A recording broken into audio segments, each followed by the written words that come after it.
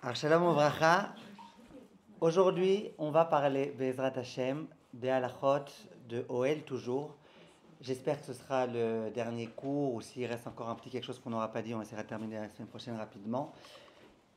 Aujourd'hui, c'est un sujet particulier, c'est le sujet des mechitzot. On a toujours compris, et je vous avais expliqué depuis le premier cours, que Ohel, c'était un toit. Quand on parle de Ohel, la principale Ohel, c'est le toit qui était fait, vous vous rappelez, dans l'intention de protéger, d'abriter du soleil, d'abriter de l'ombre, de la pluie, etc. Aujourd'hui, on arrive à un autre sujet qui, comme je vous le répète, c'était impossible de commencer la halachot Ohel par ce sujet-là, parce que vous auriez dit, mais on ne voit même pas le rapport entre ça et Ohel. Aujourd'hui, on va parler des mechitzot. Mechitza, est-ce que j'ai le droit de mettre une mechitza? Donc j'ai un paravent et j'aimerais le placer entre moi, par exemple, et le soleil, entre moi et quelqu'un d'autre, entre les hommes et les femmes. J'aimerais placer un paravent, une mechitza, une barrière. Alors, a priori, il n'y a strictement rien à voir avec un OL. Ce n'est pas du tout une tente. Une tente, c'est en hauteur. Le toit, c'est ça la chose principale.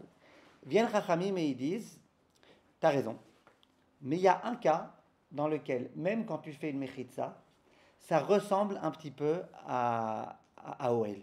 Ce n'est pas le vrai OL, mais ça ressemble à OL. C'est quoi ce cas-là? C'est ce qu'on appelle une mechitza hamateret. Une mechitza qui vient dans le but, l'objectif, d'autoriser quelque chose.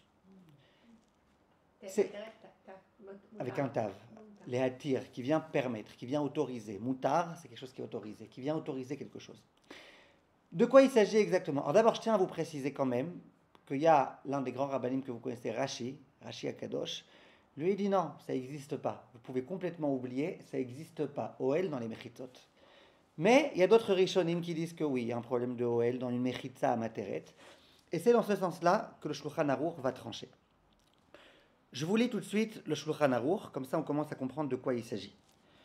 Asur la sot OL beshabbat veyom tov afilou ou aray. On n'a pas le droit de faire un OL, donc un toit, Shabbat, même si c'est aray. C'est quoi aray? Rappelez-moi la définition du premier cours. C'est quoi? Ouais, très bien, c'est quoi temporaire? On avait dit d'après certains 1 ou 2 jours, d'après d'autres même un peu plus de temps. C'est interdit.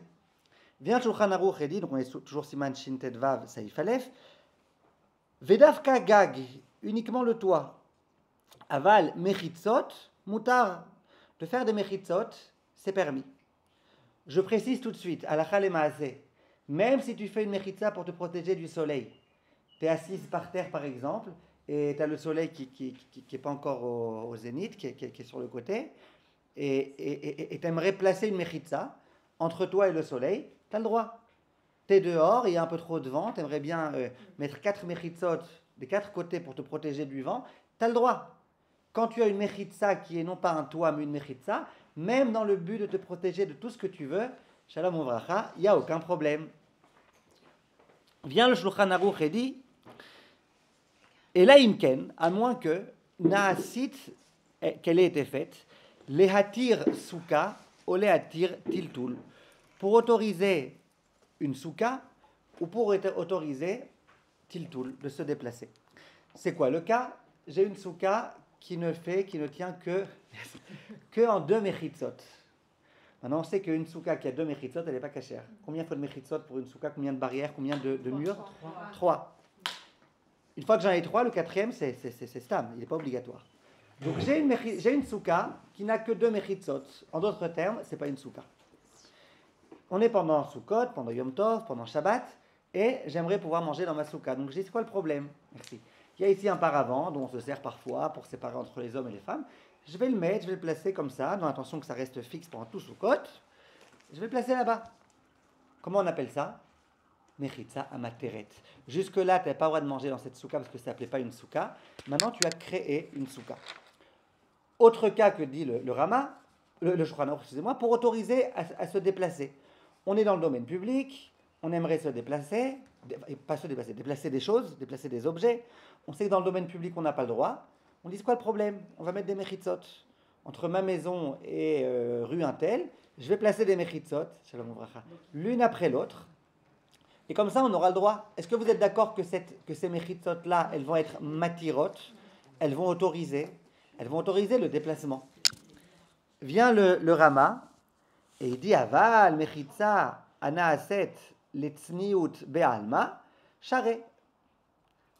Oui. Par contre, une mechitza qui est faite que pour la tzniut, on va expliquer c'est quoi la tzniut, mais je veux être tout seul, que personne ne me voit. Je veux éviter les vis-à-vis, j'aimerais me mettre de façon tzniut. Ça, il n'y a aucun problème. Et les poskim de rajouter, il en va de même si tu mets ta mechitza dans le but de te protéger du soleil ou quoi que ce soit. Donc le seul cas d'une mechitza qui est interdite, c'est une mechitza qui est materet. Question pourquoi?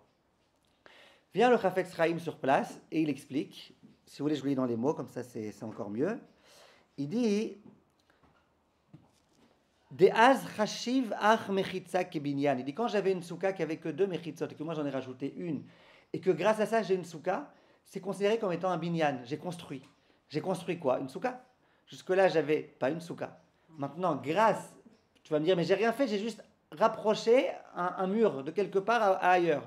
Ouais, mais ce faisant, tu as construit une souka. De aliada nitkashra asuka. Parce que grâce à ça, la souka, elle est faisable. De kevan de chashvinan mechitza leinyan eteratil tul chashiv binyan. Donc, on a compris depuis le premier cours de OL que c'est quoi le problème de OL? Ça rentre dans le chapitre de binyan. C'est quoi binyan? C'est construire. Quand tu tends une bâche de façon fixe sur une pergola, eh ben, on a l'impression que tu es en train de construire quelque chose.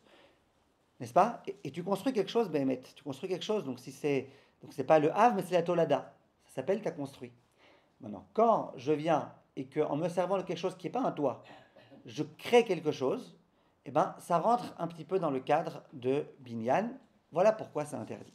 Ça, c'est Shulchan Aruch. Et pour l'instant, j'espère qu'on a compris la halakha. Donc si je résume, approcher une mechitza, il n'y a aucun problème. Même mieux, construire une mechitza. Attention, pas construire avec du béton. Mais par exemple, je ne sais pas, voilà la question que vous avez posée l'autre fois. J'ai des chaises, j'aimerais poser dessus un drap, que ça fasse en quelque sorte une espèce de mechitza. Il n'y a pas de problème, j'ai rien construit là. Par contre, qu'est-ce qui pourrait, oui, être le problème? C'est que cette mechitza, elle est materet dans certains cas. Donc si ma mechitza, la question que je dois me poser quand je viens approcher une mechitza de quelque part, c'est est-ce que cette mechitza, elle vient pour autoriser quelque chose ou pas? Et on va rentrer dans les détails, c'est quoi autoriser quelque chose. On continue s'il vous plaît. On a, et là on rentre dans le vif du sujet, et là je vous demande d'être très très concentré, parce que c'est là que ça va commencer un petit peu à devenir complexe et intéressant. Et c'est là que vous allez entendre Bezrat Hashem des chidushim qui vont vous permettre de comprendre des milliers de choses dans toutes les halachot de mechitza. Donc ce qu'on va dire aujourd'hui, vous allez voir que ça va nous permettre de comprendre exactement c'est quoi le but d'une mechitza dans tel et tel cas.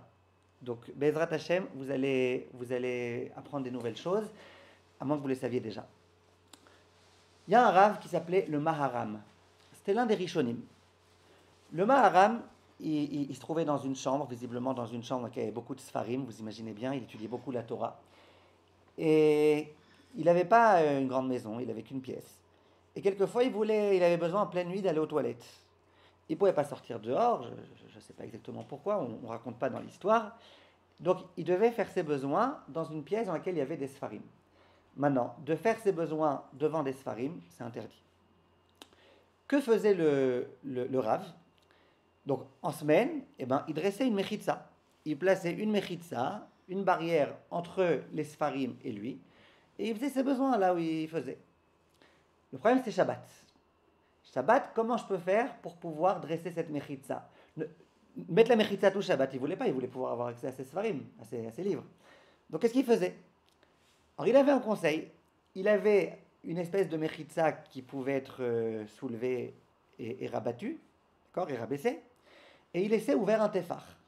Un peu comme on avait expliqué à propos du toit, que si tu laisses un tefar ouvert avant Shabbat, tu as le droit de continuer à ouvrir, comment on avait appelé ça, Tosefet Oel Arai. Attention que dans Arai, on avait autorisé ça, Tosefet Oel Arai. De la même façon là, pourquoi c'était Arai sa mechitza? Parce que tous les jours, il a levé, il l'a baissé, il l'a enlevé, il la mettait. Donc c'était une Arai, une provisoire.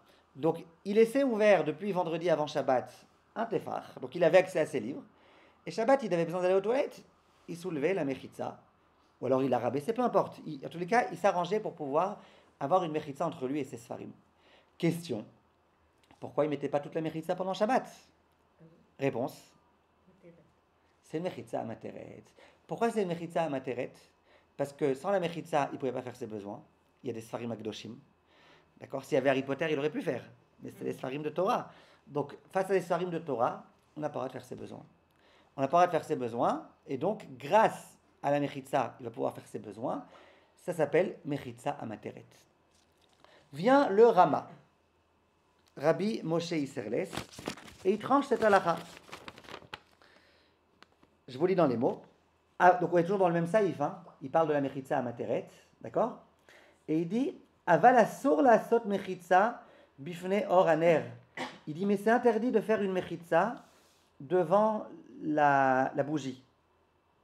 Kede sheyeshamesh mitato. On a une autre halakha. Une autre halakha dans le Siman Resh Mem, dans les halachot de la nuit. Dans Shulchan Aruch, dans le premier Chelek, il y a au début les halachot du lever quand tu te lèves, Siman Aleph, Modéani, tout ça. Et à la fin du Chelek Aleph du Mishnah Brura, on arrive après au halachot de Shacharit, après on arrive au halachot Mincha, après Arvit, après à halachot de la nuit, Kriyat Shema Alamita. Et le dernier chapitre, Siman Resh Mem, c'est les halachot de la relation conjugale. Les Chachamim me disent que toute personne mariée, c'est important qu'elle connaisse ce chapitre-là, bien, Siman Resh Mem. Ça vous rappelle un peu le livre, le lever et le coucher de A à Z. On parle et du lever et du coucher. Et A à Z, c'est parce que je m'appelle Azriel. Donc, ok. Alors, ça c'est. Donc, dans le Siman Resh Mem, au moment où le Shulchan Aruch il parle de la relation conjugale, il dit qu'il y a certains cas, certaines situations dans lesquelles la relation est interdite. L'un des cas, c'est devant une lumière. Si j'ai une bougie allumée, on n'a pas le droit d'avoir une relation là où il y a une bougie allumée. Deuxième cas de figure, devant des sfarim. Si je suis à un endroit où il y a des sfarim akdoshim, des livres de Torah, eh ben, on ne peut pas avoir une relation devant un livre de Torah par respect pour les livres de Torah. Autre cas, on n'a pas le droit d'uriner devant des sfarim. Donc vient le Rama chez nous, pas dans les Ilchot Resh Mem simplement, dans les Ilchot Shabbat. Il dit c'est interdit de faire une mechitza à la lumière de la bougie. Donc il y a une lumière qui est allumée. Quelqu'un il a allumé ses nerot Shabbat. Il veut avoir une relation dans cette pièce. Donc il veut mettre une mechitza. Dit le Rama, c'est interdit. Pourquoi? Il dit devant les sfarim. J'aimerais mettre une mechitza devant les sfarim pour avoir une relation. Ou pour faire mes besoins. Il met tout dans le même paquet. Les besoins du Maharam et les relations, d'accord? Et il dit Imlo she'aya mi be'odiom tefach she'az mutar leosif alea beShabbat. À moins qu'il y avait un tefach déjà avant Shabbat, auquel cas on a le droit d'augmenter la mechitza. D'accord? J'ai un petit torticolis, Madame Mamou, donc vous pouvez être là si vous voulez, mais ne vous vexez pas si je ne tourne pas ma tête.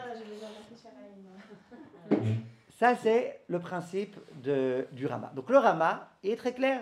Le Rama, il dit, de la même façon que quand tu as une souka qui n'en est pas une et que tu rajoutes une mechitza, tu transformes ça en souka, c'est interdit. De la même façon, quand tu aimerais avoir une relation ou tu aimerais faire tes besoins dans un endroit où il y a des sfarim ou alors où il y a une lumière et tu ne peux pas, tu n'as pas le droit de faire une mechitza. Grâce à la mechitza, tu pourras faire tes besoins. Grâce à la mechitza, tu pourras avoir une relation. Donc, c'est une mechitza qui s'appelle mechitza amateret. Ça, c'est le Rama. Maintenant, pour pouvoir... Mechitza amateret, c'est permis ou c'est pas permis? C'est interdit. Toutes les mechitzot, c'est permis, sauf mechitza amateret. Elle permet une chose, Elle permet une chose, donc elle est considérée comme étant une construction. Voilà, exactement. Parce qu'elle permet qu'elle est interdite. Une mechitza concrète. Ah, regardez. Excusez-moi, il y a un inyan de fixe dans Amateret ou non? Oui. Non, si c'est fixe, c'est pire. C'est ça. Mais même si c'est pas fixe, ça s'appelle araï. On n'a pas le droit de faire une mechitza amateret araï. Ça veut dire la personne qui vient faire ses besoins, c'est pendant 1 minute qu'elle a besoin de sa mechitza. Mais peu importe. comment on traduit la materet? Moi aussi, je l'ai Qui pas vient vu. autoriser. Qui permet. Ah, qui permet. permet moutar, à materet moutar. Qui D'accord, ça Qui vient de- permet à la personne d'arriver à d'arriver à cette situation. D'accord. Là, C'est une je souka qui était assou, ouais, qui Mais était. vous nous aviez pas dit par le passé pour les Sfarim dans la chambre, par exemple, qu'il y avait tant qu'ils étaient couverts. Une seconde, une seconde, Ah, une seconde, voilà. une seconde. D'accord. Vous allez trop vite en besogne. Pardon. Ça va? Alors, maintenant, on va rentrer dans le vif du sujet. Pour l'instant, on a compris, Mechitza à Materet, c'est interdit. Et on a compris que le Rama, visiblement. Non, il est d'accord, le Rama. Que toute Mechitza à Materet. Oui, le Rama, Rabbi Moshe Serles, que je viens de vous lire là, qui parlait de la relation et des besoins. Il dit qu'il faut que ce soit ouvert un tefach avant, sinon tu n'as pas le droit. Mais c'est d'ailleurs. Non, si on veut bien comprendre, alors qu'est-ce qu'on va faire pour autoriser et comment on fait dans un cas où c'est comme ça. Par exemple, question qui m'est très souvent posée, des invités qui sont invités quelque part Shabbat, on leur donne une chambre à part. Donc chambre à part, c'est très bien. Grâce à ça, ils vont pouvoir allumer les nérots de Shabbat dans cette chambre-là. Si on leur autorise à allumer dans cette chambre-là, il n'y a pas de risque d'incendie et tout. Le problème, c'est s'ils veulent avoir une relation après. On n'a pas d'avoir une relation dans une pièce dans laquelle il y a une bougie. Donc soit ils allument des petites bougies qui vont s'éteindre, soit ils sont embêtés. Alors, venons essayer de réfléchir, et c'est ce qu'on va essayer de faire aujourd'hui, aux différentes possibilités qui peuvent exister. Et on est en plein là dans l'Ilchot Shabbat. Je précise. Alors regardez, il y a il faut comprendre qu'il y a deux types d'autorisation. Quand je viens autoriser, par exemple, la relation dans une chambre où il y a des Sfarim, il y a deux façons de pouvoir autoriser. Deux façons complètement distinctes. C'est ça que je veux que vous compreniez. Complètement distinctes l'une de l'autre. Maintenant, je traduis. Quand je dis relation, ça veut dire aussi faire ses besoins devant les livres. C'est la même chose. Alors, je sais pas, vous préférez qu'on parle des besoins, je préfère comme vous voulez. L'homme chané. Donc, dans une pièce où il y a des Sfarim, on aimerait faire cette chose-là. Il y a deux possibilités. Complètement différentes, et c'est le complètement différent que je veux que vous compreniez. Si vous ne comprenez pas le complètement différent, vous allez vous embrouiller et on ne va rien comprendre à nos Ilchot Shabbat. Il y a deux façons complètement différentes. Première option, c'est de faire une mechitza. Je vous avais demandé pour celles qui pouvaient lire dans le livre, je pense que c'était la meilleure chose que vous puissiez faire pour pouvoir tout comprendre au cours d'aujourd'hui. Celles qui ont réussi. Le lever et le coucher, page 256. Non, page 200 combien? Voilà. Écoutez bien. Donc le passage, il s'appelle donc la partie 5, les relations conjugales, présence de livres de Torah ou d'objets sacrés. Donc vous comprenez bien que là je ne suis pas dans l'Ilchot Shabbat, je suis dans l'Ilchot la nuit. D'accord? Siman Reshmem. Donc ces prescriptions ne concernent pas les livres imprimés, comme les volumes de la Bible ou du Talmud, ni des objets rituels contenant des parchemins, tels les phylactères ou les mezuzot, qui se trouvent dans la pièce. Pour eux, il y a deux possibilités. Donc avant, on parlait d'un vrai Sefer Torah. Donc là-bas, on était très catégorique. Maintenant, on ne parle pas d'un vrai Sefer Torah, on parle de Sfarim qui sont imprimés, tels qu'on les a ici, tels qu'une Sifria comme on a ici. Pour autoriser, il y a deux possibilités. Première possibilité, placer une séparation entre le lit et les livres ou objets sacrés, qui permettra la relation ou les besoins, même si l'on peut les voir derrière la séparation. Celle-ci sera considérée comme suffisante. Donc, on n'a pas expliqué ici tous les détails de cette séparation parce qu'on les a expliqués quand on parlait des rouleaux de Torah. Une mechitza. Si on place une mechitza, ça veut dire que donc ici il y a le lit où on veut faire ses besoins. On place une mechitza entre le lit et les sfarim. Quel est le but de la mechitza? Pas qu'on ne voit pas les livres. La preuve, c'est qu'une mechitza, combien ça mesure de hauteur? 70, 80 cm. 10 tfachim. Une mechitza, ça mesure 10 tfachim de hauteur. Ça peut faire plus, mais 10 tfachim de hauteur, c'est suffisant. Ok? Ouais. Même s'ils sont au-dessus les livres. Exactement. Donc j'ai une mechitza de 10 tfachim et arba amot, ça veut dire 2 mètres environ de longueur. Donc un petit paravent ou alors quelque chose comme ça, voilà. Je place entre le lit et la sifria quelque chose de cette taille-là. Une chaise, voilà. Des chaises, plein de chaises. Plusieurs chaises, mais qui arrivent jusqu'au sol. Il faut que ça arrive jusqu'au sol, si on veut que ce soit une mechitza ou un drap. Et là, qu'est-ce qui se passe? J'ai une mechitza. Monter un mur, mais quoi ça sert? D'accord, les sfarim en bas, on les voit pas, mais les sfarim d'en haut, ils ont accès au lit. Oui, Peu mais importe, c'est une autre pièce. C'est une autre pièce. Dès lors que j'ai mis une mechitza, la mechitza, elle délimite la pièce en deux. Et il n'y a pas de problème. Un peu comme des toilettes. J'aimerais faire à Shayatsar ici. Il y a des toilettes là-bas. Ouais, je ferme Mais il y a la une porte. mechitza entre les deux. Il n'y a pas de mauvaise odeur. Il y a une mechitza. Je suis dans une autre pièce. Après la halacha, une mechitza, elle délimite une autre pièce. La preuve. C'est moi, quand quelqu'un, par exemple, prend un canyon, par exemple, vous sortez des toilettes, d'accord? Après, il y a le moment où vous lavez les mains, et après, il y a la porte dehors. On ne peut pas faire un shayatsa quand Alors, s'il y a des odeurs, c'est sûr que non. Je fais dehors. Maintenant, s'il n'y a pas d'odeur, ouais, dans le couloir. alors, il y en a rien à mis. Le fait qu'il y ait des mechitzot, mais après la question c'est qu'elles ne sont pas ouvertes. Parfois les mechitzot elles sont ouvertes, donc là on doit se reposer sur la tsurat à pétard. C'est encore un autre De la problème. porte des toilettes. Il y Ouais. a un mérite ça comme ça. Chez nous, on a les baguettes. C'est ça, tsurat à pétard. On Alors peut regarde, se reposer sur ça.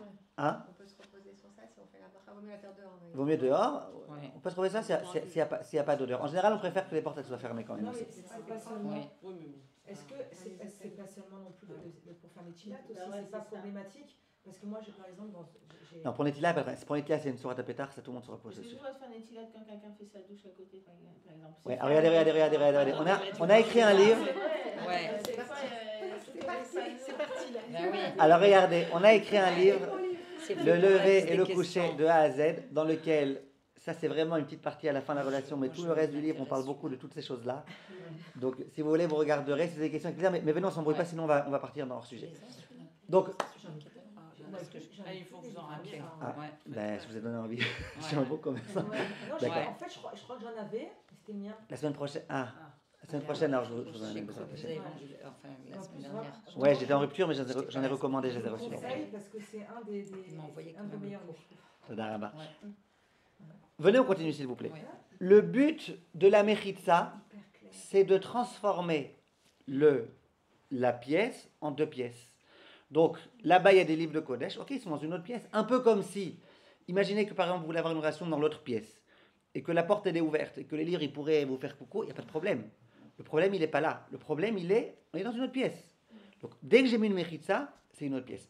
Le grand problème de la mechitza, c'est qu'elle a des halachot. On les a précisés ici. L'une des halachot, c'est qu'il faut que ça tienne. Ça veut dire, si par exemple tu mets qu'un drap, que tu suspends avec deux pinces à linge, et qu'en bas, dès qu'il y aurait un petit vent, ça pourrait bouger, on appelle dans la navanad, Il faut qu'elle soit stable. Ouais. il faut qu'elle puisse tenir à un ruach metsuya. Donc si jamais le bas il bouge, ça s'appelle pas une mechitza. Donc tu me dis, ok, c'est pas une mechitza, mais au moins les sfarim d'en bas ils te voient pas. Nachon, les sfarim d'en haut ils te voient, et donc c'est un problème. Donc vient la halacha, et elle donne un certain nombre de halachot. Aucun courant d'air habituel ne doit pouvoir la faire bouger. Un rideau, par exemple, dont le bas bouge sous l'effet du courant d'air, n'est pas considéré comme une mechitza. Ok? Et Et donc, il faut tout ce que vous avez dit là, 80 cm, 2 mètres de longueur jusqu'au sol. Non, tout mais ça, sûrement c'est- la- exactement. Par exemple, attendez, ça c'est le premier conseil. J'attends la deuxième. Après, Ça, c'est la première solution. Ouais. Voilà. Parce qu'il a dit très haut. hein. Attendez, mais alors une porte de toilette où c'est la voile et matin comme dans les canyons, ça s'appelle comment ça? C'est une mechitza. Aussi Si elle est fermée, c'est une mechitza. Elle bouge pas. Oui, mais c'est Mais il y a le révar en bas. Oui, mais il y a. Ah, c'est cachir. Je sais quoi là? Non, il y a un révar, mais il fait moins que 3 tfachim. Ça s'appelle dans la halakha levud. Il y a moins que 3 fois. Je pense. C'est pas sûr. Il y a la place qu'un enfant il passe. Ah En tout ouais, cas. c'est pas sûr. Ok, mais un enfant il peut se baisser. Ok, alors ça dépend des endroits. En tous les cas, regardez, venez, s'il vous plaît, venez, on reste encore dans notre mechitza pour l'instant. J'aimerais vraiment aujourd'hui qu'on finisse ce sujet de la mechitza. C'est pas simple, mais il faut qu'on reste concentré. Je vous ai prévenu à l'avance, Oui, on reste il faut être concentré s'il vous plaît, sinon on n'a aucune chance. La deuxième. Vient le. Si on bloque le rideau, par exemple. Si on bloque, c'est très bien. Voilà, si on met 4 pinces à linge et que c'est des pinces à linge qui tiennent bien, eh ben, pas de problème. Mesdames, soyez concentrés, c'est compliqué. Oui, et on va apprendre Non, plein de choses. après, vous pourrez poser vos questions si vous voulez. À 10h, il faut juste commencer à partir. D'abord à 10h, je me mets dehors. Alors, Mme Bismuth, Bechavod, on a donc compris qu'il y a une première solution qui consiste à créer une mechitza. Et la mechitza, elle a des halachot. D'une part, des halachot très cool, que c'est pas la peine que ce soit très haut. Dites fachim, tranquille, c'est une autre pièce. D'autre part, des halachot un peu complexes, c'est que il faut qu'elle tienne bien, il faut que ça bouge pas, et compagnie. On a une deuxième solution pour pouvoir avoir une relation dans une pièce dans laquelle il y a de la lumière, ou avoir une relation dans une pièce dans laquelle il y a des Sfarim. Venez, pour l'instant, on ne parle pas de la lumière, on parle des Sfarim, parce que dans la lumière, il y a encore un autre point important. Avec les Sfarim, d'accord? C'est quoi? C'est de mettre les Sfarim, les livres, dans ce qu'on appelle Keli Betor Keli. Donc ça, on l'a expliqué aussi de façon très précise dans le livre. Juste en un mot, pour celles qui n'ont pas réussi à voir et pour les gens peut-être qui écouteront ce cours et qui n'ont pas le livre ou quoi. En un mot, Keli Betor Keli, ça veut dire je mets mes tefilines ou je mets ma gemara dans un carton. Et ce carton, je le mets dans un autre carton. Et l'un des deux cartons, il faut que ce ne soit pas un carton spécifique aux tefilines. Donc par exemple, je prends un sac de Auchan. D'accord, sans faire de pub. Hein. Auchan, c'est pas... Je sais pas. Je prends un sac de Auchan, c'est pas fait pour les tefilines, donc je le ferme. Et après, dessus, je mets un autre sac de qui vous voulez, de Rami Levi, de Adventia. Et je ferme. Et là, qu'est-ce qui se passe? Ça s'appelle, j'ai mis mes tefilines dans deux sacs. Maintenant, les tefilines sont dans ma pièce, ou mon livre de Torah, mais j'ai le droit d'avoir une relation. Pas parce que je suis dans une autre pièce que les tefilines, mais parce que j'ai pris une précaution de mettre les tefilines en quelque sorte ailleurs, à l'abri. Appelez ça comme vous voulez. Les tefilines, attendez s'il vous plaît, les tefilines, ils sont ailleurs. Ça ne s'appelle pas que j'ai créé un nouveau domaine. Ça s'appelle juste que les tefilines, maintenant, ils sont dans des conditions possibles. Dans le cas des livres, qui sont par exemple dans une bibliothèque, on pourrait faire Keli Betor Keli comment? Eh bien, on met deux draps. Je mets par exemple un drap sur la bibliothèque, par exemple un drap rouge, comme ça tient bien sur les côtés. Je mets un deuxième drap rouge, avec après toute la question, et si c'est un seul drap qui est housse, je parle de ça dans le livre. Et comme ça, j'ai deux... Et comme ça, une seconde, je vais vous le retrouver. Et comme ça, j'ai deux couvertures. Ouais. Et qu'est-ce qui se passe si j'ai deux couvertures? Eh bien, c'est un peu comme Keli Betor Keli. Attention. Est-ce que si je me sers du drap en tant que couverture, pas en tant que mechitza, est-ce qu'il faut que ça couvre tous les livres? Tous les livres de Torah? Oui, ça ne suffit pas que ça couvre ceux d'en bas. Parce que ceux d'en bas, ils sont couverts, tant mieux. Deux qui sont très bien, ceux d'en haut, ils ne sont pas couverts. Voilà. Donc ça peut bouger. Donc ça peut bouger tant que ça... Ouais, même ça peut bouger tant que ça couvre les livres. C'est bien. C'est ce qu'on a écrit ici. Hein? Voilà. Mechitza, c'est un statut spécial. Regardez, s'il vous plaît, ce qu'on a écrit. Un rideau dont le bas n'est pas fixé et bouge sous l'effet d'un courant d'air n'est pas considéré comme une séparation, comme on l'a dit. Néanmoins, il pourrait être considéré comme une protection, dans la mesure où les livres ou objets ne peuvent être vus. Et il suffira, en plus de ce rideau, de les recouvrir. Kisui betor kisui. Pour une bibliothèque, placer un rideau dont le bas bouge sous l'effet d'un courant d'air ne suffit pas. Le rideau prenant le statut d'une protection unique, deux protections étant requises. Il faudra placer deux rideaux, l'un devant l'autre. Ok? J'ai une petite question. Ouais. On m'avait dit que la couverture de livre, c'était une mechitza déjà. Oui, ce que j'ai Parce que par rapport à ce que vous dites, si le livre il est dans le tiroir, alors il n'y a qu'une protection. Note 899. En effet, certains décisionnaires considèrent la couverture même du livre comme l'une des deux protections requises pour autoriser la relation, même s'il est vrai que, de façon générale, on évite de s'appuyer sur cet avis. Voilà. Cependant, dans le cas qui nous intéresse, où c'est dans une sifria, on pourra concilier cet avis au fait que l'armoire prend le statut d'un domaine en soi. Maintenant, juste l'histoire des deux draps, je pense que je l'avais écrit quelque part. Voilà, une pièce de tissu pliée en deux prend le statut de protection double, deux protections qui swim. Mais si les deux pans sont cousus l'un à l'autre, la pièce de tissu sera considérée comme une protection unique. Ok? Alors qu'on met dans un tiroir, alors ça, on peut pas. Parce qu'un tiroir, de toute façon, c'est le truc qu'il a dit, c'est genre ça peut servir à ça, il faut une autre chose. Non, un tiroir, c'est pas que pour, c'est pas fait exprès pour les sfarim. Donc si a vous avez un tiroir plus un autre qui souille, c'est parfait. Bon, si c'est, attendez, c'est un tiroir qui fait Arbaïm CA. Ça suffit pas? Ça suffit. Un tiroir, ça suffit pas. Je mets ce livre dans la table de nuit. Si c'est une petite table de nuit, il vaut mieux pas. Il vaut mieux, à part ça, mettre autour un petit sac ou quelque chose comme ça. C'est ce que j'ai Mais demandé attendez, dès le par début. contre, le sac de tefilin dans un tiroir, oui. Avec des tefilines dedans, évidemment. Le sac de tefilin, oui, parce que bien que le sac de tefilin, c'est un sac qui est meyouchat pour les tefilin, mais l'armoire, elle n'est pas meyouchedet. Maintenant, regardez, je vous répète une minute, s'il vous plaît. On est dans les 3 de Shabbat là, et j'aimerais pouvoir arriver au point important que je veux dire. Ça, c'est important pour nous, les livres, etc., la table de nuit, etc. Si, par exemple, vous avez une table de nuit, vous avez un tiroir, vous mettez le livre. Donc, pour que les livres restent dans cette table de nuit, dans le tiroir de la table de nuit, Et ou même puisse sur avoir la une table de relation. nuit, dans une boîte, une boîte qui se ferme. Non, si la boîte elle se ferme, c'est bien. Ça, c'est bon. J'ai une Non, boîte il y a plus des une table de boîtes nuit. décoratives comme ça qui se ferment. On peut mettre les livres dedans. Oui, ça livre est suffirait. orquelé. Et dans le tiroir, Non, si non, vous les non, mettez t'as dans... pas compris, Villa, ça suffit pas. Si la boîte, elle est dans la Elle n'est table pas de dans le nuit. tiroir. Non, toujours de j'ai protection, compris, voilà, j'ai c'est- compris. Justement, ma question, j'ai compris. Dans le tiroir, il faudrait que ce soit dans un sachet en plastique Voilà. et dans le tiroir pour laisser ses Ah, c'est livres. parfait. Voilà, c'est ce que je Et voulais dans la boîte vérifier. aussi. Hein. Maintenant, à Et nouveau, dans la boîte à nouveau, au-dessus de la table de nuit, Il faut que ça soit aussi. aussi. à nouveau, si jusque-là vous ne saviez pas et qu'on se permettait de faire ça avec simplement dans le truc, c'est pas très grave. Parce qu'il y a des post-kim qui disent que la couverture elle-même, elle est. Il y a des post-kim qui disent. Quand c'est imprimé, c'est moi. Bref, s'il vous plaît, j'aimerais continuer mes propos. Donc, on a s'il vous plaît, si vous écoutez bien, on a donc des halakhot très, très, très précises à ce sujet, qui sont importantes à connaître et qui sont relatées ici. Exprès, je vous ai demandé de lire avant pour qu'on soit un peu plus dans les ignalim. Maintenant, regardez. J'en reviens à ma question de la mechitza devant des sfarim, ou devant une bougie, pour autoriser une relation ou pour autoriser de faire ses besoins. Le Rama vient et il dit, ça s'appelle une mechitza amateret. Sans la mechitza, tu ne pouvais pas faire tes besoins, tu ne pouvais pas avoir de relation. Grâce à la mechitza, tu peux.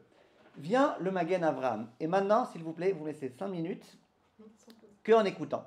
Parce que sinon on va s'embrouiller. Vient un grand possède qui s'appelle le Magen Avraham. Et le Magen Avraham, il dit, tu sais quoi? Dans quel cas, moi, je considère que c'est vraiment une mechitza amateret, une mechitza qui va autoriser la relation, qui va autoriser de faire ses besoins. C'est uniquement quand la mechitza, elle n'arrive pas jusqu'en haut des livres. C'est uniquement quand j'ai mis un rideau qu'il arrive que à moitié, à mi-niveau. Que là quoi? Comme ça arrive que à mi-niveau, tu es d'accord que tu as besoin de ça non pas en tant que kisui, mais en tant que mechitza. Donc si tu viens maintenant Shabbat, tu crées une mechitza, qui rappelons-le, mechitza c'est construire une nouvelle pièce dans ta maison. Une mechitza c'est construire un nouveau domaine. Oh, tu es en train de construire là. Donc si tu viens te servir de ta mechitza, si ta mechitza elle arrive que à 10 fachim ou un peu plus, mais que le haut des livres il est encore couvert, il est découvert, shalom uvracha, que le haut du livre il est encore découvert, qu'est-ce qui se passe? C'est bon. Mais si jamais... Non, c'est pas bon, parce que tu as créé ça en tant que mechitza. Mais si par contre, tu as mis la mechitza jusqu'en haut, ou à la rigueur, tu sais quoi? N'appelle pas ça une mechitza, tu sais quoi? N'appelle pas ça une mechitza, appelle ça un kisui. Non, parce qu'il faut un double. Hein? C'est double.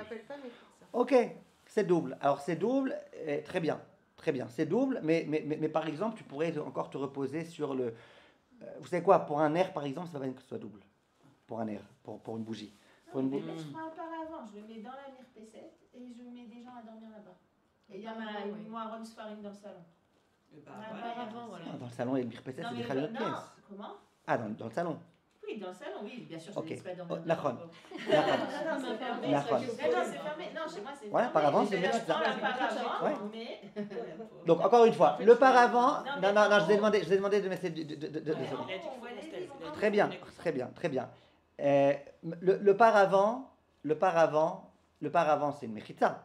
Maintenant, vient le Magen Avraham et il dit, si le paravent, je le place que à une certaine hauteur et qu'en haut, il y a des livres, donc tu vois bien que tu t'en sers non pas en tant que kisui, non pas en tant que quelque chose qui vient couvrir les livres, mais en tant que créer un nouveau domaine, ça c'est interdit. Si par contre tu avais un très grand paravent, ou que le niveau des livres il est très bas, ou que tu rabaisses les livres qui étaient en haut, tu mets en bas, et donc le paravent, tu pourrais très bien t'en servir non pas en tant que mechitza, mais en tant que kisui. Tu n'as pas besoin de cette mechitza amateret. Parce que j'ai oublié de vous préciser, je pense que c'était assez clair, mais je vous le répète quand même. Est-ce que Shabbat, j'ai le droit? Je suis dans une pièce, je veux faire mes besoins. Est-ce que j'ai le droit de mettre Kelly Betor Kelly? Il n'y a aucun problème. Il n'y a pas de problème. Ah, mais grâce à ça, tu pourras avoir une relation, tant mieux. Y a aucun... Le problème, c'est mechitza. C'est quelque chose que tu crées. De mettre un Kelly Betor Kelly Shabbat, j'ai aucun problème. Tu veux Shabbat mettre tes livres dans un sachet au champ et dans machin, tu n'as aucun problème. Donc ton problème, c'est quoi? Ton problème, c'est uniquement dans le cas où c'est une mechitza. Donc vient le Magen Avraham et il dit, si ta mechitza, elle arrive jusqu'en haut, ok? Tu n'as plus besoin que ça s'appelle mechitza. Donc c'est ok. Ça, c'est le Magen Avraham. Je continue une minute avant que vous posiez vos questions, s'il vous plaît. Il y a des poskim, tels que le Eli Araba et le Mahamar Mordechai, qui se sont énervés contre ça. Ils ont dit, mais a fortiori que c'est une mechitza. C'est déjà une mechitza de dit Fahim, c'est une mechitza. A fortiori qu'une mechitza qui arrive jusqu'en haut, c'est une mechitza. Tu vas me dire, mais on n'a pas besoin de s'en servir en tant que mechitza. T'as pas besoin, mais tachlès, c'est une mechitza. Attention, si le bas par exemple il bouge, ça s'appelle pas une mechitza, il n'y aura pas de problème. Mais si le bas il bouge pas, ça s'appelle une mechitza. Donc, on a ici une marloquette entre les poskim quant à savoir est-ce que on aura le droit Shabbat de placer un rideau du haut jusqu'en bas en fixant bien tout, en fixant bien que ça puisse appeler une mechitza.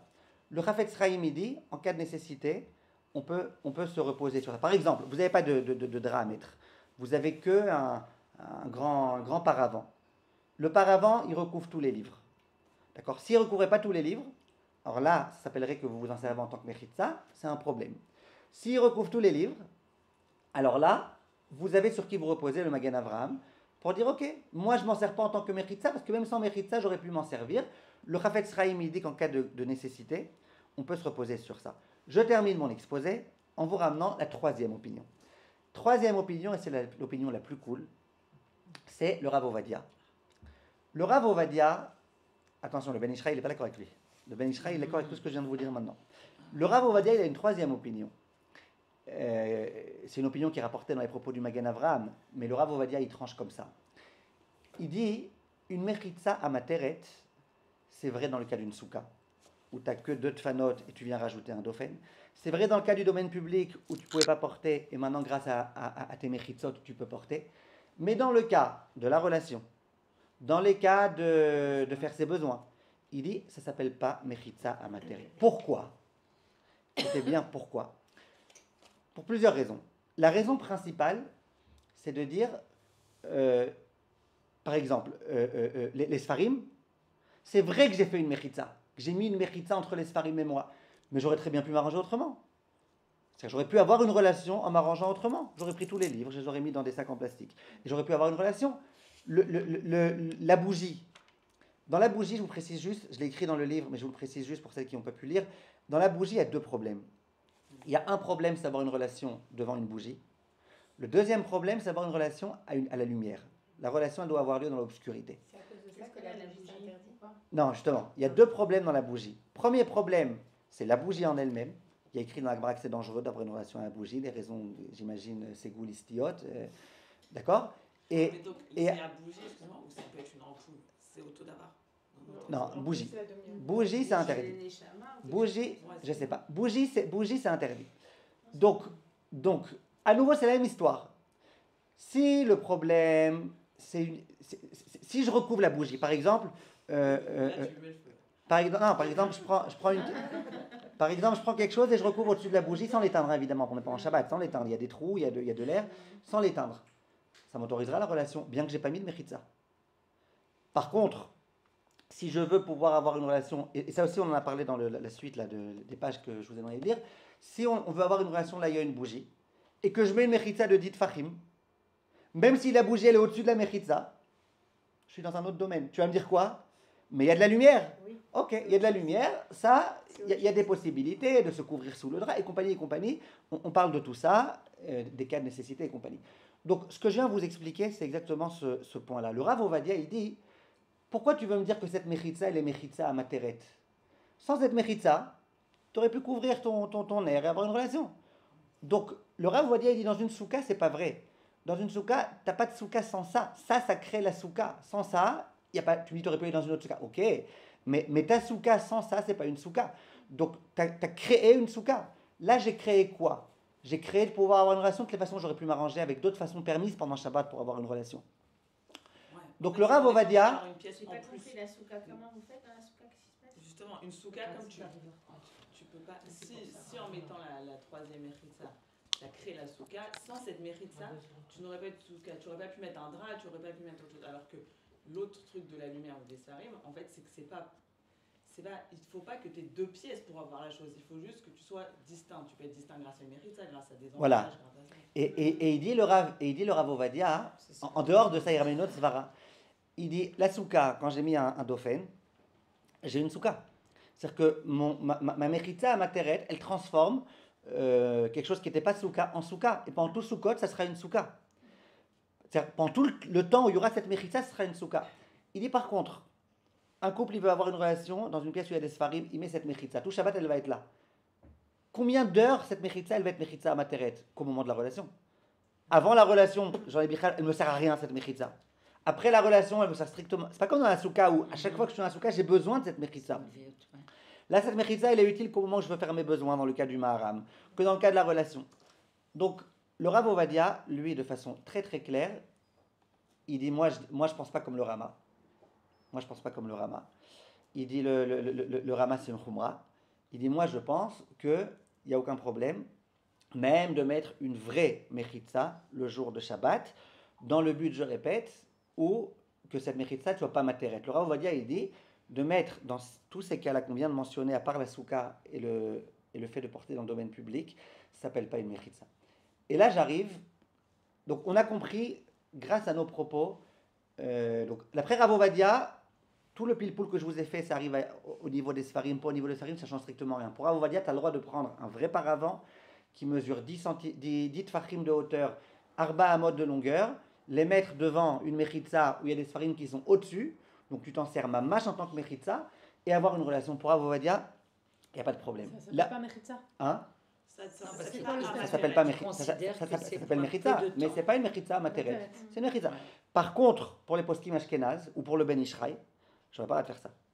J'aurais le droit j'aurais le droit tout au plus, donc soit j'aurais le droit de mettre des draps et faire en sorte que ça s'appelle pas mechitza, ça veut dire que ça couvre tout le niveau des sfarim et qu'en bas ça puisse bouger, que ça soit pas quelque chose qui tienne bien à l'air, soit si vraiment j'ai pas d'autre choix, je pourrais amener une mechitza, mais à condition qu'il y ait des sfarim qui dépassent au-dessus, de sorte à ce que on puisse se reposer quand même sur le Magen Avraham, qui dit que c'est vrai que c'est une mechitza, mais là je n'en sers pas en tant que mechitza. Maintenant, pourquoi je vous ai dit que ça va nous aider à comprendre des tonnes de choses? Parce que dans tous les domaines, je vous donne tout de suite un exemple. Je m'en sers en tant que mechitza. J'ai pas compris, moi, ce que la dernière fois. Si, d'accord. Non. C'est pas un kissou, justement. Ah. Oui, j'ai pas Non, compris. non, c'est arrivé au-dessus. C'est arrivé. Quand j'ai dit. non. Je me trompais. Excusez-moi. Ouais, c'est ça. Excusez-moi. Si j'avais une mechitza et qu'elle arrive jusqu'en haut, Voilà. alors là, je m'en sers pas en tant que mechitza. Kissou. Excusez-moi. Même s'il y a une distance, hein, ça s'appelle la mechitza, Ouais. même s'il y a une C'est distance. une naissance, ouais, tant qu'ils ne sont pas vus, ils sont mechoussim. Ok. Maintenant, j'en arrive à une question très intéressante. On vient faire une dracha, d'un côté les hommes, de l'autre côté les femmes, et on aimerait mettre une mechitza entre les hommes et les femmes. Est-ce que ça s'appelle, vous savez quoi? Laissez tomber pour le Rav Ovadia, parce que Rav Ovadia, il dirait à la rigueur, tu pourrais... Après le cours, tu l'enlèves. Voilà, après cours, tu l'enlèves. Mais prenons pour les Ashkenazim, ou pour le Ben Ishraï, qui sont machmirim dans cette chose-là. Est-ce qu'on a le droit de mettre une mechitza entre les hommes et les femmes? Vous voyez bien que le Rama, il dit, quand c'est pour la tsniout, c'est permis. En tsniout, ça ne veut pas simplement dire je veux qu'on ne me voit pas. Tsniout, ça peut vouloir dire entre les hommes et les femmes. Viennent tous les poskim même ashkenaz, quasiment tous, et disent on a le droit de mettre une mechitza entre les hommes et les femmes. Tu amènes des paravents, tu les mets entre les hommes et les femmes. Question, pourquoi? D'autant que d'après le Rav Moshe Feinstein, et ça c'est très très important à savoir, pour le Rav Moshe Feinstein, de mettre une mechitza dans un Beta Knesset, c'est un chiyuv deoraita. C'est pas une coutume, c'est pas il vaut mieux. Dans un Beta Knesset, il a des preuves de la Gemara dans la Sechet Souka que dans le Beta Mikdash, et pareil dans le Beta Knesset, et il veut dire pareil dans tout endroit où on est tous réunis ensemble. Bref, il a tout un idéal. Il veut dire c'est un chiyuv deoraita. Donc bien sûr que tu crées quelque chose. Jusque-là, c'était pas un Beta Knesset, c'était un Beta Knesset ou pour les hommes ou pour les femmes. Maintenant, grâce à cette mechitza, tu crées quelque chose. Alors les poskim, ils disent, les gens ils ramènent ça au nom du Rav Rubin, des poskim, mais il a tout à fait raison. J'ai pas besoin, quand je viens mettre une mechitza entre les hommes et les femmes, j'ai pas besoin d'une mechitza. J'ai pas besoin de séparer la pièce en deux. C'est birlal pas ça mon but, c'est pas ce que je recherche. Ce que je recherche, c'est à ce que les hommes et les femmes ne soient pas assis ensemble. Se voient pas ou ne sont pas assis ensemble? Soient pas assis ensemble et de préférence se voient pas. Mais alors Par exemple, si je mets une mechitza en verre entre les hommes et les femmes, c'est vrai que ça s'appelle deux domaines. Si je fais une souka avec des mechitzot en verre, en véranda, c'est parfait. C'est vraiment une mechitza. Mais concernant les halachot arayot, où ce qu'il faut, c'est que tu ne vois pas, ça ne servait à rien. Donc, on pourrait mettre des miroirs sans teint. Ok. Donc tu vois bien qu'il y a deux types de mechitsot. Maintenant, dans le cas entre les hommes et les femmes, je ne suis pas intéressé à ce qu'il y ait une mechitsa. Par exemple, si je mets des draps entre les hommes et les femmes, des draps, mais que le bas il peut bouger à l'air. Mais entre les hommes et les femmes, c'est suffisant. Ça s'appelle pas. Ça s'appelle pas. C'est ça que je pensais. Les paravents, ils sont toujours à roulette. Ils sont toujours. Non, mais à roulette, ça tient bien. Ils sont oui, lourds. mais ça veut dire, est-ce que ça s'appelle une mechitsa Ouais. Parce que c'est pas qu'à voix à la. Non, ça s'appelle une mechitsa. Peut-être araï, mais ça s'appelle une mechitsa. Non, elle en parle d'un.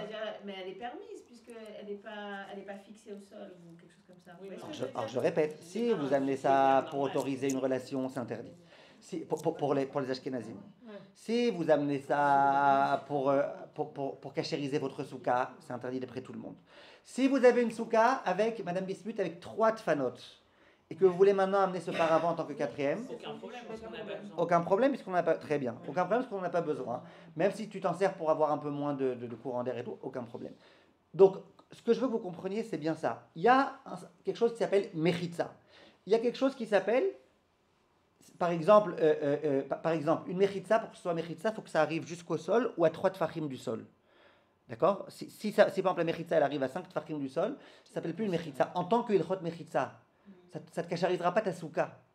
Par contre, entre hommes et femmes, c'est bécédaire. Quand on est debout, quand on est assis, on ne peut pas voir si c'est levé comme ça.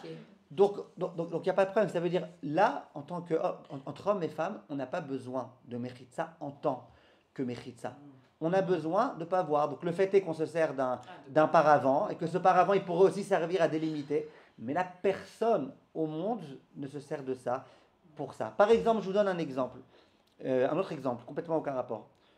Ça va amener plein de questions. Je suis désolé, j'ai pas le choix. Quelqu'un est en train de prier derrière la vitre. Mamash, il est en train de prier juste derrière. Et moi, je veux être assis là près de la vitre. Je veux être assis. On n'a pas le droit d'être assis dans les arba amot de quelqu'un qui prie. Est-ce que j'aurais le droit d'être assis alors que quelqu'un est en train de prier derrière la vitre? Réponse oui. Il est dans un autre domaine. C'est un peu comme si je prie devant ce mur et que derrière ce mur, quelqu'un est assis, il n'y a aucun problème. Parce que le fait d'être assis, dès que tu es dans un autre domaine, il n'y a pas de problème. Par contre, il y a un autre problème. Si je fais ma Hamida, donc devant la vitre, dans ce sens-là, disons que c'est dans ce sens-là que je dois faire la Hamida, et que quelqu'un veut faire des va-et-vient derrière la vitre. Si la vitre elle avait été noire, qu'on ne voyait rien, il aurait eu le droit. Par contre, là, le problème, c'est un problème de rikouz. Ce n'est pas un problème simplement de... Il y a deux problèmes. Il y a un des problèmes, c'est qu'il rentre dans mon domaine entre moi et Dieu. Donc ça, tu pourrais dire, c'est bécédaire, il y a la mechitsa. Mais il y a un autre problème, c'est qu'il va me déconcentrer. Le fait qu'il me déconcentre, une mechitsa de 10 tfachim, ça ne suffira pas. Il faut plus haut, il faut que ça arrive jusqu'à mes yeux pour qu'il puisse passer. Et le fait que c'est transparent, ça n'aide pas. C'est ça que je vous dis que ça peut vous aider de comprendre plein de choses. Il y a parfois une mechitsa dont je me sers en tant que mechitsa. Il y a une mechitsa dont je me sers en tant que, pour ne pas voir, pour ne pas être gêné, pour ne pas être... vous comprenez la nuance? Donc ça veut dire que si on fait la Hamida, et comme vous avez dit l'exemple avec la Hamida, c'est pas sourd. Il pourrait faire la Hamida alors que quelqu'un passe devant. C'est juste qu'il sera... Non, mais c'est pas que c'est qu'il sera sourd, mais ça, on remplirait pas. C'est transparent, c'est sourd. C'est la personne Ça qui sourd passe. parce qu'il va me déconcentrer. On n'a pas le luxe d'avoir une table non plus, nous deux à chaque fois. Même une table, c'est pas suffisant. Même une table, c'est pas suffisant. Regarde dans l'équipe. Chez les hommes, pareil. Chez les hommes aussi, c'est pour ça qu'on attend que celui de derrière, il ait fait ses 3 pas. S'il est dans le harba amot. Et après, on peut aller en arrière. Parce que moi, quand je fais schéma, pendant que les autres ils font moussaf, j'ai pas le droit de m'asseoir devant eux. J'ai pas dit ça. Si vous faites schéma, vous avez le droit de vous asseoir. Mais de passer devant eux, vous n'aurez pas le droit. Non, mais c'est-à-dire, je m'assois et elle commence à Hamida derrière. Nbaya, si vous êtes en train de faire la créa de schéma, c'est bécédaire. Parce que tout le problème d'être assis dans les harba amot, c'est quand vous êtes... C'est un problème de mépris. Genre, elle est en train de prier, toi, tu es en train de lire ton journal. Mais si vous lisez la créa de schéma, les poskim me disent que c'est permis. Total aussi, c'est permis, on est tous dans En train de prier, d'accord. C'est devant. Arbamot, c'est tout autour de la personne quand on dit Pour Arbamot. passer, c'est devant. Derrière, on a le droit de passer Mikaradine dans ces harba amot. Mais à nouveau, il ne faut pas s'embrouiller. Il y a 2 halachot. Il y a s'asseoir et il y a passer. C'est 2 choses complètement distinctes, complètement différentes. Si vous voulez, on en parlera une autre fois en tous les cas. Juste une petite question par rapport à ce que vous avez dit que pour Rav Einstein, s'il n'y a pas de mechitsa entre les hommes et les femmes, c'est de mettre une mechitsa, plutôt c'est De Horaïta. des oraita. Mais quand il parle de mechitsa, c'est mechitsa de rien voir ou mechitsa même une table? Parce que souvent, par exemple, quand il y a à Simchat Torah et tout, souvent, j'ai vu souvent. On ouvre plus, c'est-à-dire qu'on ouvre, mais il y a toujours une séparation. Pour le Rav Moshe Feinstein, il faut qu'il y ait 18 fachim. Environ 180 cm. Ça veut environ 160 cm. C'est-à-dire, on peut voir. Le Rav Moshe Feinstein, son chidouche, ça veut dire c'est pas grave qu'on voit. 1m60. 1m60. Ou 1m62. 8 x 18, combien ça fait 8 x 18? D'ouverture, j'ai pas. 160. 162. 1m45. Non, mais quoi de. Ouais. 12. 12 de hauteur de. Sur 1m60, j'ai pas compris. Alors, environ. En tous les cas, pour un Moshe Feinstein, 18 fachim, c'est suffisant, bien qu'on peut voir. Bien que les personnes qui sont grandes de taille, elles peuvent voir. Ah, c'est ça, pour la hauteur. Ouais, mais lui, il a une preuve, le Rav, de dire que le quart du problème, c'est pas de pouvoir voir. Le quart du problème, c'est d'être vraiment l'un avec l'autre, de pouvoir échanger, de pouvoir. Il y en a qui sont pas d'accord, hein. Le Rav de Satmar, il est pas d'accord. Lui, il dit pour que ça. 1m57. Yotret fachim, 18 fachim. Même si ça arrive qu'à l'épaule, c'est Besséder. Mais ça, c'est de Raïta. C'est obligé. S'il n'y a pas ça, ne rentre pas dans cette synagogue. Tov, Be'atzlacha. Merci. Alors, on a quasiment fini. La prochaine fois, j'espère qu'en 20 minutes, on finira toutes les Ilchot Oel. On commencera les Ilchot Bonnet, Bezrat Hashem. D'accord? Be'atzlacha. 1m44.